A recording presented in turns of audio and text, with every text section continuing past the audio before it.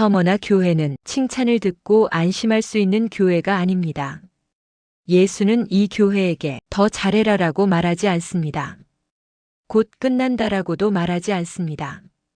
대신 이렇게 말합니다. 두려워하지 말라. 이 말은 상황이 괜찮다는 뜻이 아닙니다. 상황이 더 나빠질 것을 예수 자신이 먼저 알고 계시기 때문입니다. 오늘 본문에서 예수는 고난을 피하는 길을 보여주지 않습니다. 대신 고난을 지나가도 절대 잃지 않는 것이 무엇인지를 보여주십니다. 왜 서머나 교회에는 책망이 하나도 없는지, 그리고 왜 이 편지가 가장 무거우면서도 가장 단단한 위로가 되는지 지금부터 함께 보겠습니다. 서머나는 로마의 가장 충성적인 도시였습니다. 황제 숭배가 도시의 정체성이었고 카이사르는 주님이다라는 고백이 공기처럼 당연하게 요구되던 곳입니다. 이 도시에서 예수를 주님이라 고백하는 것은 신앙의 선택이 아니라 생존의 위협을 의미했습니다. 직업을 잃을 수 있었고 사회에서 밀려날 수 있었으며 감옥과 죽음이 실제로 눈앞에 있던 교회였습니다. 바로 그 교회 앞에 예수는 이렇게 자신을 소개하십니다. 처음이며 마지막이요, 죽었다가 살아나시니. 여기서 중요한 건 예수가 죽음을 경험했다고 말하지 않는다는 점입니다. 본문은 이렇게 말합니다. 죽음이 되었다. 헬라어로 에게네토 네크로스입니다. 단순히 죽음을 구경한 것이 아니라 그 상태 안으로 완전히 들어갔다는 표현입니다.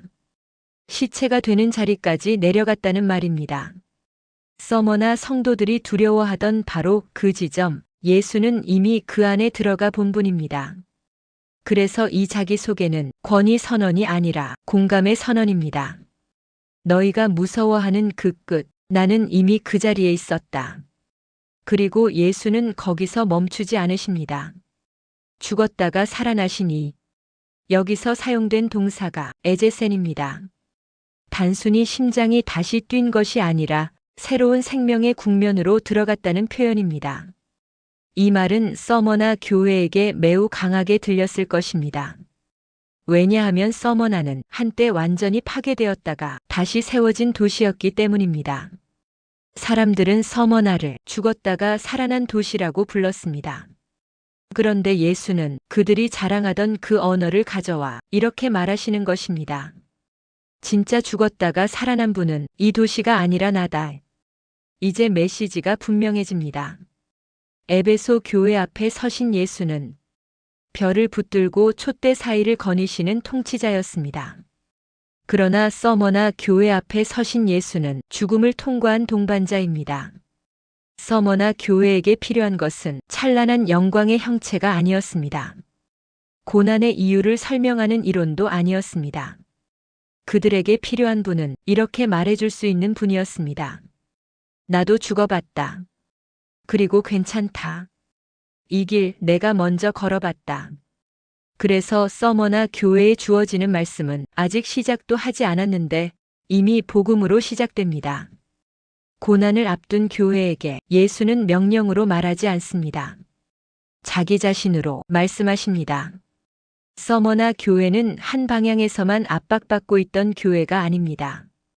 이 교회는 동시에 두 방향에서 눌리고 있었습니다. 한쪽에서는 로마 제국이 압박했습니다. 황제 숭배를 거부했다는 이유로 사회에서 밀려났고 상업조합에서 배제되어 생계가 끊겼습니다. 신앙은 곧 가난으로 이어졌습니다. 그런데 예수는 이 가난을 아주 정확한 단어로 부르십니다. 여기서 궁핍이라고 번역된 단어는 헬라어 프토헤이안입니다. 이건 돈이 좀 부족한 상태가 아닙니다. 구걸하지 않으면 살아남기 힘든 상태, 사회적 안전망이 완전히 끊긴 가난을 뜻합니다. 서머나 교회는 실제로 경제적으로 붕괴 직전의 공동체였을 가능성이 큽니다. 그런데 압박은 여기서 끝나지 않습니다. 다른 한쪽에서는 유대 공동체가 서머나 교회를 공격합니다. 너희는 진짜 유대인이 아니다. 너희는 하나님 백성이 아니다. 이 말이 왜 치명적이냐면 로마는 유대교를 합법 종교로 보호하고 있었기 때문입니다. 그 보호막을 같은 하나님을 믿는다고 생각했던 사람들이 의도적으로 찢어버린 것입니다. 서머나 교회 입장에서는 이렇게 느껴졌을 겁니다. 우리는 가난해졌고 우리를 지켜줄 줄 알았던 사람들에게 배척당했고 도시는 우리를 버렸습니다. 그때 예수는 이렇게 말씀하십니다. 내가 안다. 이건 위로 문구가 아닙니다. 정보 파악도 아닙니다. 판결 선언입니다. 내가 내 환난을 안다. 내가 내 푸토헤이안 완전히 무력해진 그 가난을 안다. 그리고 예수는 세상의 기준을 그대로 뒤집는 선언을 하십니다. 그러나 실상은 내가 부요한 자다. 세상은 서머나 교회를 거지처럼 보았을지 모릅니다. 그러나 예수는 전혀 다른 장부를 펴십니다. 헬라어에서 가난을 뜻하는 단어는 두 개가 있습니다. 페니아, 어느 정도 부족한 상태입니다. 그리고 푸토헤이아, 완전히 파산한 상태입니다. 본문은 분명히 푸토헤이안을 사용합니다. 그런데 예수는 그 바로 옆에 부요하다는 말을 붙이십니다.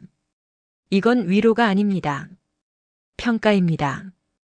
예수는 이렇게 선언하시는 것입니다. 너희는 가난한 게 아니다. 너희는 나를 위해 모든 것을 건 부자들이다. 세상 기준으로 보면 서머나 교회는 잃은 게 너무 많았습니다. 돈을 잃었고 지위를 잃었고 보호막을 잃었습니다.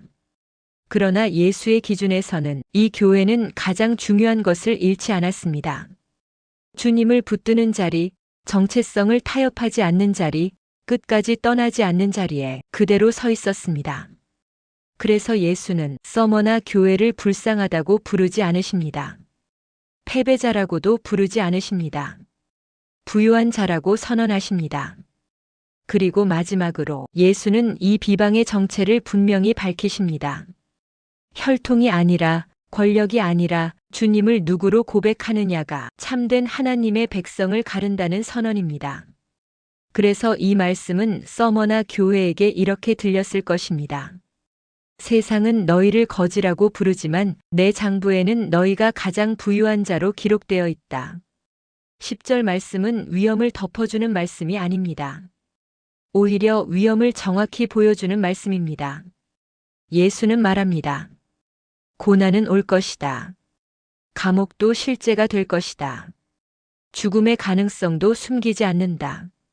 그러나 예수는 고난을 말하면서도 공포를 허락하지 않습니다. 두려워하지 말라. 왜냐하면 이 고난이 우연도 아니고 끝없는 추락도 아니기 때문입니다. 예수는 고난의 범위를 정확히 제한하십니다. 몇 사람입니다. 모두가 아닙니다. 10일 동안입니다. 끝이 없는 시간이 아닙니다.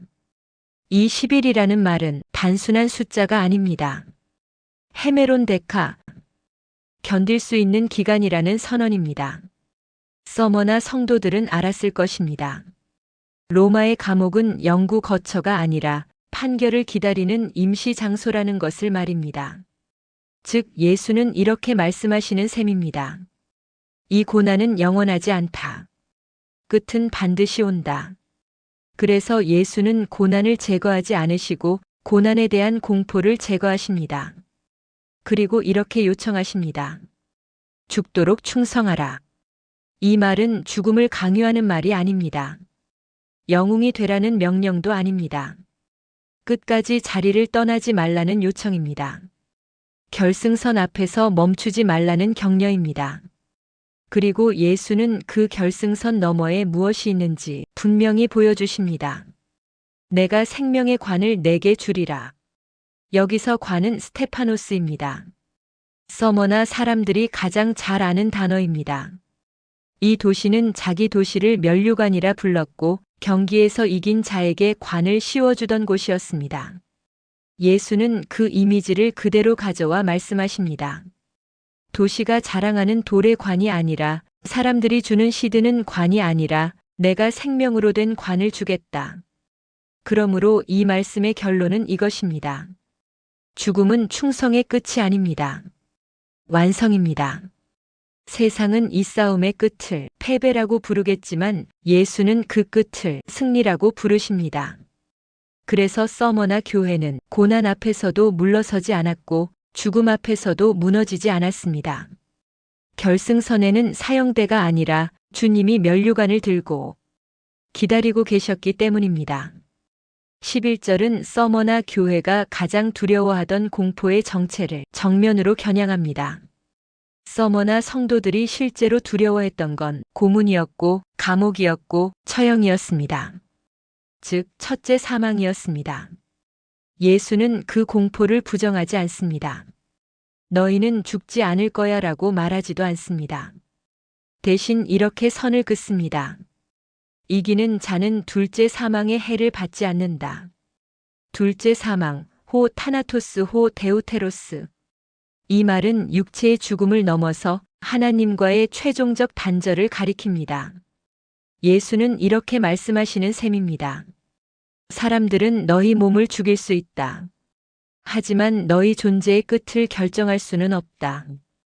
그래서 이 약속은 단순한 위로가 아닙니다. 판결 선언입니다. 해를 받지 아니하리라.